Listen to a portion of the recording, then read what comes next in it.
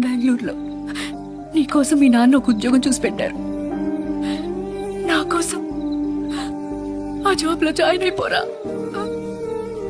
ఒక మంచి జాబ్, ఒక ఓన్ హౌస్, బ్యాంక్లో చిన్న బ్యాలెన్స్ వస్తే చాలు లైఫ్ ప్రశాంతంగా అయిపోతుంది. రోజు మనల్ని మనమే మోసం చేసుకుంటుంటాం. స్లమ్ములో పుట్టడం మన తప్ప కాదు, కానీ స్లమ్లో పోవటం మాత్రం మన తప్పే.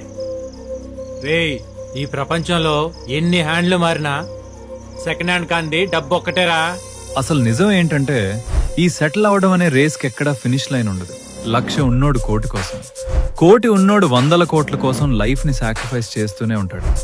ధనం మూలం ఇదం జగత్.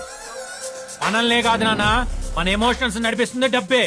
అంతెందుకు, గుళ్ళో ఇస్తే డొనేషన్, బళ్ళు ఇస్తే ఫీజు, గవర్నమెంట్ ఇస్తే జీతం, గవర్నమెంట్ ఆఫీసులో ఇస్తే లంచం, హోటల్లో ఇస్తే టిప్పు, నీళ్ళంటే చేస్తే అప్పు. పేర్లు వేరే కానీ పేపర్ ఒకటే నాన్న. ఆ పేపర్ నాకు బాగా నచ్చింది.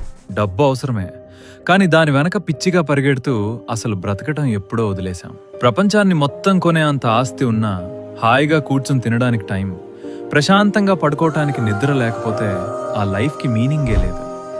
నీ ఏజ్లో ఉండగా నాకు టైం రాలేదు, ఇప్పుడు ఏం చేద్దామన్నా టైం లేదు. సంపాదించే టైంలో మనుషులని, జ్ఞాపకాలని దూరం చేసుకుని చివరి దశలో బ్యాంక్ బ్యాలెన్స్ చూసుకుంటూ ఏడవడం అసలైన ఫెయిల్యూర్.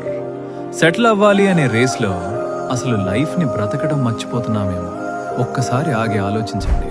నేను 1,00,000 కోట్లు సంపాదించినప్పుడు నా దగ్గర ఆటోగ్రాఫ్ తీసుకున్నారు.